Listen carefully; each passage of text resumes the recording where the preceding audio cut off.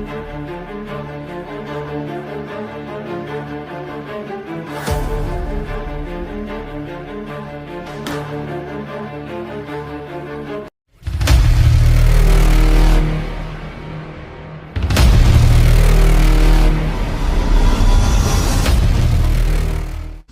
आज हम बेहद गंभीर मसले पर चर्चा करने जा रहे हैं जो आपको न सिर्फ चौंका देगा बल्कि आश्चर्य में भी डाल देगा।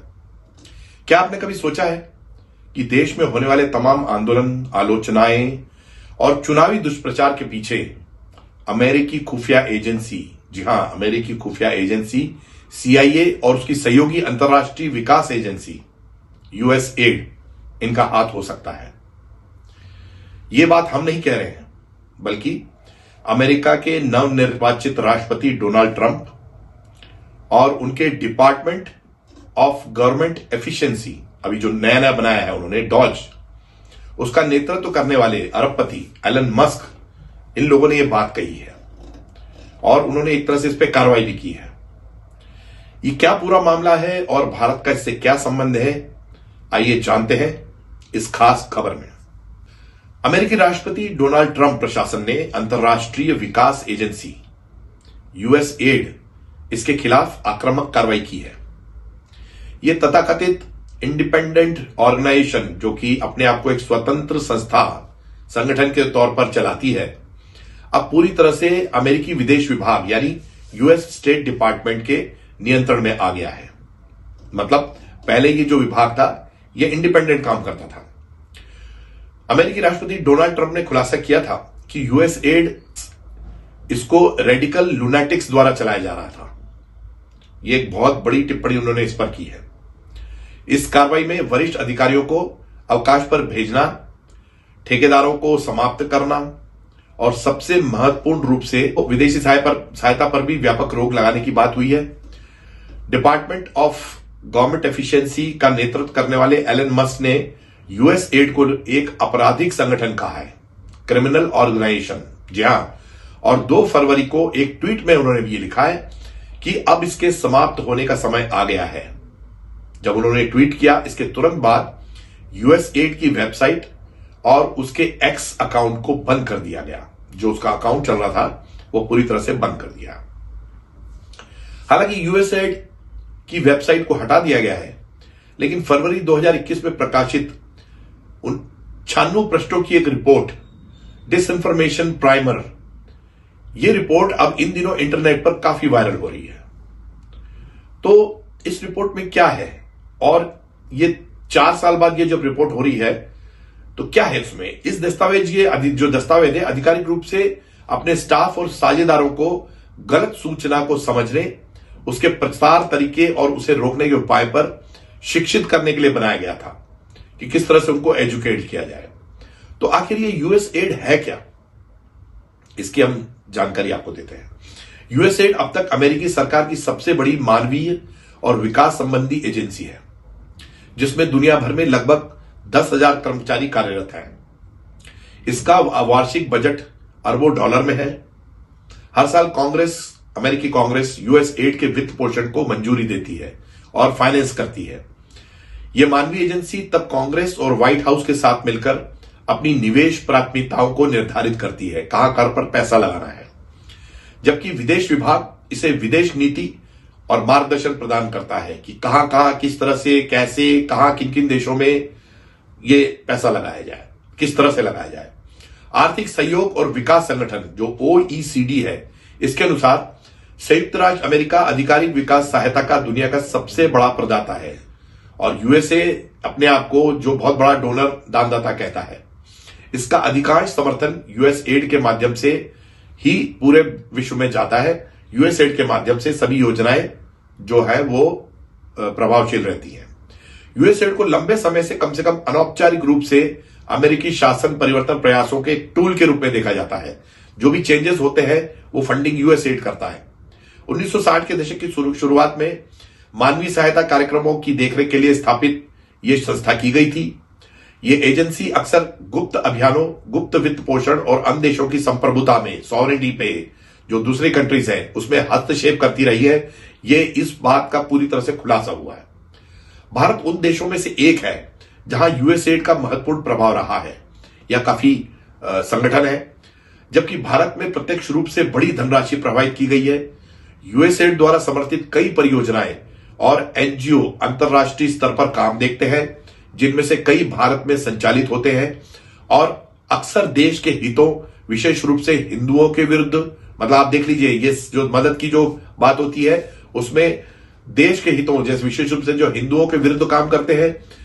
उदाहरण के तौर पर अमेरिकी डीप स्टेट और यूएसएड द्वारा जो फाइनेंस किया जा रहा है, उससे अटलांटिक काउंसिल ने पत्रकारों और फैक्ट चेकर्स को प्रभावित करने की कोशिश की है, ताकि व्हाट्सएप जैसे प्लेटफॉर्म्स पर निजी संदेशों को दबाने के लिए एक व्यापक अभियान चलाया जा सके। तो पत्रकार और फैक्ट चेक ऑर्गेनाइजेशंस ऐसी खड़ी हुई हैं। इन सब का उद्देश्य प्रधानमंत्री नरेंद्र मोदी के लिए समर्थन को कम करना था। अब ये जो जानकारी धीरे धीरे आ रही है, ये हम आपको बता रहे हैं। इस पहल के प्रमुख समर्थक में अरबपति जॉर्ज सोरोस का भी नाम है, वो भी इसमें शामिल थे, जिन्होंने मोदी और डोनाल्ड ट्रंप जैसे राष्ट्रवादी नेताओं का विरोध करने के लिए $1 अरब का फंड स्थापित किया था। तो अब जो ये जानकारी है उसमें ये कहा गया है कि अब ये फंड स्थापित किए गए हैं डिस्टेबलाइज करने के लिए, दुष्प्रचार करने के लिए। अमेरिकी डीप स्टेट का प्रभाव एक जटिल और बहुस्तरीय नेटवर्क का निर्माण करता है और इसके कई कनेक्शन और इसके कई लेवल्स हैं, लेयर्स हैं। उदाहरण के लिए विश्वसनीय प्रमाण बताते हैं कि यूएसएड और व्यापक अमेरिकी डीप स्टेट का भारत की राष्ट्रीय कांग्रेस पर महत्वपूर्ण प्रभाव है। तो अब इसके लिए जरिया ढूंढते थे वो लोग कि किस तरह से इसका जरिया किया जाए। वर्षों से यूएसएड ने बड़े बजट का प्रबंधन किया ताकि सरकारों को गिराने, अनुकूल शासन स्थापित करने, वाम उदारवादियों द्वारा नापसंद किए जाने वाले राजनीतिक नेताओं के लिए प्रतिकूल वातावरण बनाने और अन्य उद्देश्यों के लिए जो धनराशि है वो धन आवंटित किया जा सके। तो इस तरह का एक माहौल पैदा करने के लिए ये फंड्स दिए जाते थे। दिलचस्प बात यह है कि इन गतिविधियों के लिए अमेरिकी करदाताओं का एक महत्वपूर्ण हिस्सा खर्च किया गया। जो अमेरिका के जो टैक्स पेयर्स है वो जो देते थे उसका पैसा इसमें लगाया गया। अकेले 2023 के वित्तीय वर्ष में फाइनेंशियल ईयर जो है, एजेंसी ने $40 अरब से अधिक की राशि खर्च की, जो विदेशी विभाग, विदेशी संचालन और संबंधित कार्यक्रमों के लिए आवंटित कुल राशि का 1/3 से ज्यादा था। तो ये सोचिए कितनी बड़ी राशि ये लोग खर्च करते थे। अब डोनाल्ड ट्रंप और एलन मस्क ने डॉज द्वारा यूएसएड को चुनौती देने के साथ साथ विदेशी हस्तक्षेप की कई परतें जो पहले से छिपी हुई थी उनको उजागर किया है और अब ये धीरे धीरे सामने आ रहा है। भारत में विदेशी प्रभाव के कम ज्ञात पहलुओं में से एक स्वदेशी लोगों, विशेष रूप से हिंदुओं को ईसाई धर्म में परिवर्तित करने का एक गुप्त प्रयास भी इस माध्यम से पता चला है।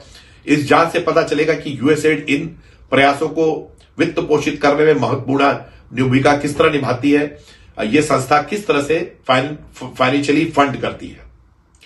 भारत में यूएसएड ने कलर रिवॉल्यूशन लाने की कोशिश की और उसने अपने मीडिया इकोसिस्टम को स्ट्रेटेजिक साइलेंस बनाए रखने के लिए कहा, मतलब बदलाव और किस तरह से उस पर चुप्पी साधी जाए। उसका डिसइंफॉर्मेशन प्राइमर एक प्रचार गाइड थी जिसे यूएसएड टीम को विदेशों में प्रभाव बढ़ाने और मीडिया इकोसिस्टम और नागरिक समाज को अपने पक्ष में करने और मतलब इन मीडिया इकोसिस्टम और नागरिक जो है उनको किस तरह से अपने पक्ष में किया जाए और सत्ता परिवर्तन लाने में मदद के लिए उनको तैयार किया जाए। और इसे चालाकी से जो है इंफॉर्मेशन डिसऑर्डर नाम दिया गया। तो इससे निपटने के प्रयास में पेश किया गया कि इंफॉर्मेशन डिसऑर्डर है तो उसको किस तरह से बचाया जाए। लेकिन हम ये जानना चाहते हैं कि कलर रिवॉल्यूशन क्या है। और कलर रिवॉल्यूशन एक राजनीतिक शब्द है जिसका उपयोग उन राजनीतिक घटनाओं को वर्णित करने के लिए किया जाता है जिसमें सरकार बदलने के लिए, जी हां, ऐसी राजनीतिक घटनाएं जिनमें सरकार बदलने के लिए बड़े पैमाने पर विरोध होता है, दंगे होते हैं और बहुत सारे प्रदर्शन होते हैं। कुछ क्रांतिकारी उथल पुथल सफल होती है और कुछ केवल प्रयास के रूप में रह जाती है। यह हमने भारत में देखा। यूएसएड द्वारा पहले कई देशों में सरकार को अस्थिर करने की कोशिश की गई है, जिनमें भारत भी शामिल है। ऐसे कई कंट्रीज हैं, अफ्रीकन कंट्रीज हैं, मिडिल ईस्ट में भी है। ऐसा है एक मामला पत्रकार राणा अय्यूब को लेकर था जिसका जिक्र यूएसएड रिपोर्ट में भी था।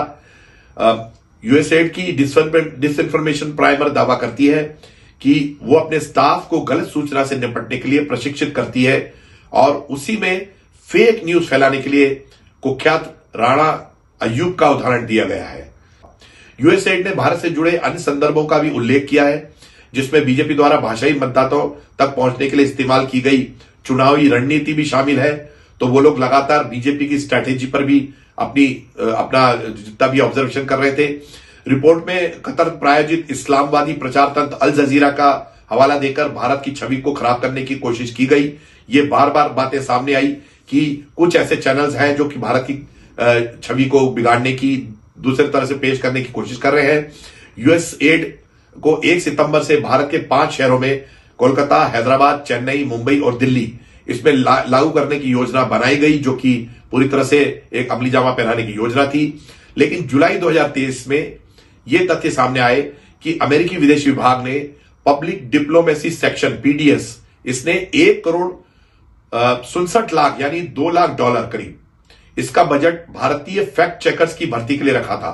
मतलब ऐसे इंस्टीट्यूट बनाए जो फैक्ट चेकर्स के नाम पर काम करते हैं, और जिसे एम्पावरिंग मीडिया सैवी यूथ नाम परियोजना के तहत लॉन्च किया था कि इसमें यूथ को एम्पावर किया जा रहा है। मार्च 2017 में हेरिटेज फाउंडेशन ने एक रिपोर्ट प्रकाशित की, जी हां, आज से हम कुछ साल पहले की बात कर रहे हैं, जिसमें बताया गया कि कैसे ओबामा प्रशासन के दौरान यूएसएड ने, जो लेफ्टिस्ट अरबपति है जॉर्ज सोरोस के साथ मिलकर कई देशों में रेडिकल एजेंडा को बढ़ावा दिया। और इस रिपोर्ट में कहा गया था कि कुछ सबूत सामने आ रहे हैं कि पिछले 8 वर्षों के दौरान सोरोस और उनकी ओपन सोसाइटी फाउंडेशन ओएसएफ इसको यूएसएड के माध्यम से अमेरिकी करदाताओं के पैसे मिले। तो सोरोस को जो पैसा मिल रहा था वो उसकी जेब से नहीं जा रहा था, वो जो फंड कर रहा था दूसरे देशों के खिलाफ वो भी यूएसएड से आया था। वास्तव में यूएसएड ने ओएसएफ को अपनी सहायता के लिए मुख्य कार्यान्वयनकर्ता बना दिया था और वही एग्जीक्यूट करता था पूरे कार्यक्रम को। फरवरी 2023 में जॉर्ज सोरोस ने अडानी हिंडनबर्ग विवाद का इस्तेमाल कर भारतीय सरकार पर हमला बोला और उन्होंने कहा कि मोदी और अडानी नजदीकी सहयोगी है। ये एक उनकी टैक्टिक्स थी और जिस तरह से ये जो है वो इसका नैरेटिव पेश किया गया और ये कहा गया कि उनका भाग्य एक दूसरे से जुड़ा हुआ है, मोदी को इस पर जवाब देना होगा। ये हमारे विपक्षी दलों ने भी इस मामले को बढ़ चढ़ के उठाया, मीडिया ने भी उठाया। सोरोस और उनके एनजीओ कार्यकर्ता और पत्रकारों का पूरा नेटवर्क ये वर्षों से मोदी को इलेक्टोरल ऑटोक्रेट मतलब चुनावी तानाशाह साबित करने की कोशिश कर रहे हैं। उनका उद्देश्य भारत में सत्ता परिवर्तन करना है। ये एक बात उद्देश्य है जिसके लिए फंडिंग की गई। ये एक लंबे समय से चल रही योजना का उनका हिस्सा है। तो आप समझ सकते हैं कि यूएसएड बंद करने के पीछे ट्रंप प्रशासन ने क्या कहा। दोस्तों ये तो आपको यूएसएड की कारगुजारी का चिट्ठा हम बता रहे हैं हम। अब बात करते हैं कि भारत में ऐसे कौन से पत्रकार हैं जो यूएसएड के हाथों बिक गए। जी हां, ऐसे बहुत से पत्रकार थे जिन्होंने प्लांटेड स्टोरीज की और सरकार के खिलाफ स्टोरीज की। भारत में कई तथाकथित स्वतंत्र पत्रकारों की विदेशी फंडिंग और विशेष रूप से अमेरिकन एजेंसी यूएसएड के साथ जुड़े होने की जांच हो रही है। और अब जबकि ट्रंप ने ये सब चीजें एक साथ बंद करके जांच बैठाई है, तो इन पत्रकारों को स्वतंत्र पत्रकारिता और अभिव्यक्ति की स्वतंत्रता का चैंपियन बताया जाता था। उनको कहा जाता था कि ये अपने आप में बहुत बड़े पत्रकार हैं। लेकिन आरोप यह है कि यूएसएड जैसी विदेशी संस्थाओं से वित्तीय सहायता ये प्राप्त करते रहे और बहुत सारी संस्थाएं इनसे जुड़ी हुई थी। ये संस्थाएं जलवायु परिवर्तन, पर्यावरणीय मुद्दे, राजनीतिक से जुड़े नैरेटिव, इन सबको नियंत्रण करने में रुचि रखती थी, उसको करती भी थी। यूएसएड ने डाटा लीड्स, फैक्टशाला, संभावना इंस्टीट्यूट, आपको मैं 3 नाम बता रहे हैं हम आपको, ये 3 नामों के माध्यम से, और ऐसी बहुत सारी संस्थाएं भी हैं, इनके माध्यम से भारत के करीब 75,000 पत्रकारों को ट्रेनिंग भी दिलवाई। यूएसएड ने ये जो ट्रेनिंग क्यों की थी आप समझ सकते हैं, एक तरह से ब्रेन वॉश भी किया। हम यूएसएड के पोषित पत्रकारों के बारे में जाने उससे पहले मैं आपको पत्रकारों के हालात के बारे में बताना चाहता हूं। आप उस पर नजर डालें, सभी पत्रकार ऐसे नहीं होते हैं। कोरोना काल में कुछ बड़े अखबार और मीडिया समूह ने मौके का फायदा उठाया और अनेक पत्रकारों की सैलरी काटी, 2-2, 3-3, 4-4 बार सैलरी काटी। साथ ही कई पत्रकारों को नौकरी से निकाल दिया। आप समझ सकते हैं ये कई अखबारों का बहाना था, कई ने ऐसा दिखाया, कईयों की मजबूरी भी थी। लेकिन ऐसे पत्रकारों की मदद के लिए ना तो कोई सरकार सामने आई, ना कोई संगठन सामने आया। जनता तो बेचारी महामारी से जूझ रही थी। जनता अपने हेल्थ इश्यूज को लेकर व्यस्त थी और ये सब भली भांति जानते हैं। लेकिन कि कोरोना काल में न तो अखबार बंद हुए, न ही टीवी चैनल, हमने जो भी देखा वो टीवी और अखबारों के माध्यम से हमें जानकारी मिली। और कई अखबारों और चैनल्स को तो अरबों रुपए का फायदा भी हुआ। मैं आपको बता सकता हूं कि कई अखबारों के फायदे 1000 से ज्यादा करोड़ थे। तब भी उन्होंने पत्रकारों के पैसे काटे, उन्हें नौकरी से निकाला। यह कहा गया कि हालात खराब हैं, लेकिन सरकार इन हालातों से भली भांति परिचित थी, उसको मदद करनी चाहिए थी। ऐसे में कई पत्रकारों के सामने अपनी रोजी रोटी कमाने का संकट पैदा हो गया। इस मौके का फायदा उठाया यूएस एड से जुड़ी तमाम एजेंसियों ने, जो हम जिसकी बात करें ना, फोर्ड फाउंडेशन और संभावना इंस्टीट्यूट और ये वगैरह वगैरह। ये देश में एक दल के खिलाफ सत्ता परिवर्तन के प्रयास कर रहे थे और इन्होंने इन पत्रकारों को अपने में शामिल कर लिया। जब इस मामले की जांच हुई तो पता चला कि ऐसा कई देशों में हो रहा है। पहला कार्यकाल था ट्रंप का, तो उसमें यह बात उठी थी, जहां से पता चला कि इनमें से कई पत्रकार ऐसे मीडिया संस्थानों के लिए लिखते हैं जो विशेष राजनीतिक विचारधाराओं के अनुरूप होते हैं, और ये पत्रकार अक्सर विवादास्पद विचारों को बढ़ावा देते थे। इनसे उनकी निष्पक्षता और उनके कार्यों के पीछे की असली मंशा पर सवाल उठते हैं, और यह कहा जाता है कि क्यों ऐसा वो करते थे। अब जानते हैं कि यूएस एड की पर्यावरणीय पत्रकारिता में फंडिंग की क्या भूमिका थी। जो एनवायरमेंटल इश्यूज थे उसमें यूएस एड का काफी दखल था, और उसने इसका नाम जैसे अर्थ जर्नलिज्म नेटवर्क है, ईजेएम, इन जैसे संगठनों के माध्यम से उन्होंने पत्रकारिता के कार्यक्रमों को गुप्त रूप से फंडिंग कर दी की और उसको करते रहे। इसका उद्देश्य पर्यावरणीय पत्रकारों को मजबूत करना बताया जाता है कि जर्नलिज्म मजबूत रहे।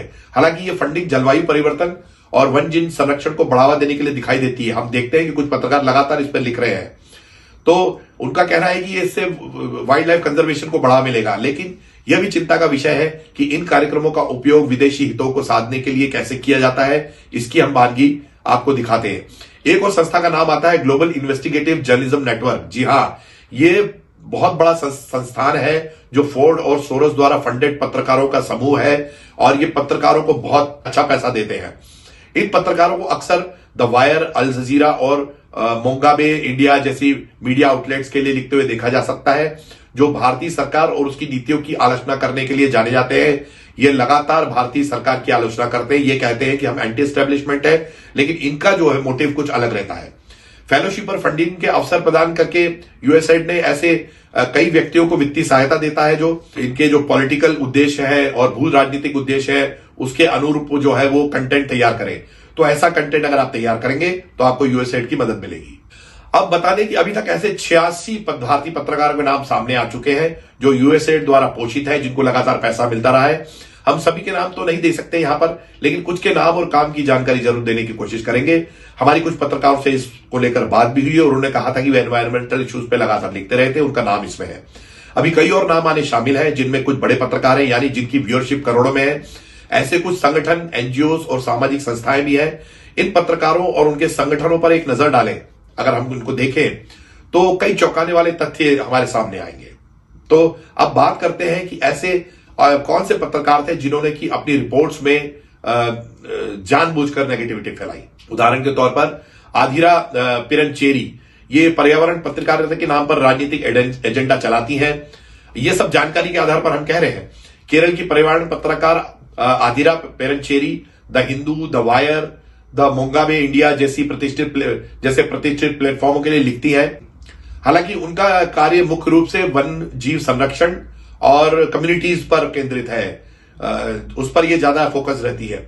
लेकिन यूएसएड से जुड़ी संस्थाओं से प्राप्त फंडिंग उनके पर्यावरण एनवायरमेंट की रिपोर्टिंग के पीछे एक राजनीतिक एजेंडे को लेकर सवाल खड़े करती है। ये सवाल उठते हैं कि उनका कोई पॉलिटिकल एजेंडा है जिसको लेकर कि वो सरकार के खिलाफ लगातार लिखती रही है और उसके पीछे एनवायरमेंट इश्यूज बताती है।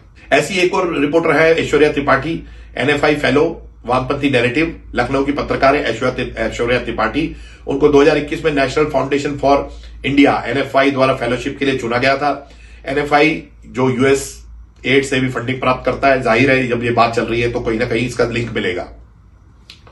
उन पत्रकारों को समर्थन देने के लिए जाना जाता है ये एनएफआई, जो कि द वायर, अल जजीरा जैसे मुस्लिम और वामपंथी प्लेटफॉर्मों के लिए लिखते हैं। तो एक बड़ा ग्रुप है जो देश में वामपंथ के संरक्षण में पल रहा है और वो लगातार नेगेटिव रिपोर्टिंग कर रहे हैं।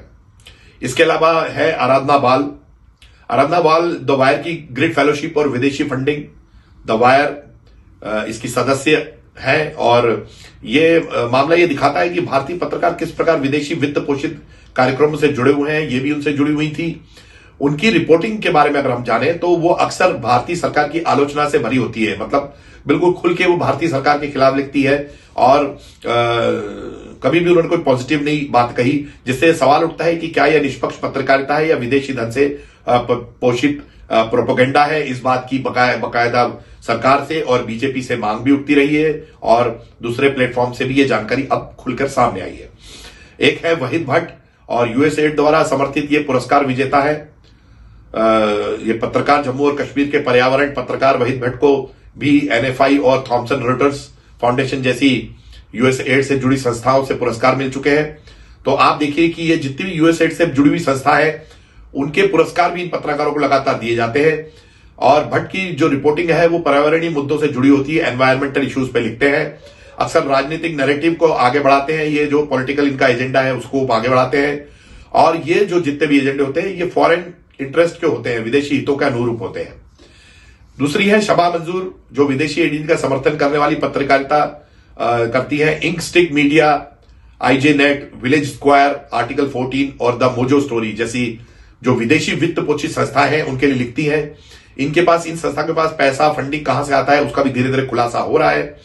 उनकी रिपोर्टिंग आमतौर पर मानवाधिकार, शासन, अल्पसंख्यक अधिकारों से संबंधित होती है, तो माइनॉरिटीज के इशू, ह्यूमन राइट्स के इशू ये लगातार उठाती है। लेकिन इसमें विदेशी आलोचनात्मक दृष्टिकोण की स्पष्ट झलक मिलती है। जिस तरह से वो क्रिटिसाइज करती है और फॉरेन एजेंसी जिस तरह से क्रिटिसिज्म चाहती है उसी तरह ये इनके आर्टिकल्स में लिखा हुआ मिलता है। एक है सीबी अरासू, हिंदुत्व और मोदी विरोधी के ये सक्रिय पत्रकार सीबी अरासू जो National Geographic, BBC, the Wire, Mongabay के लिए लिखती है।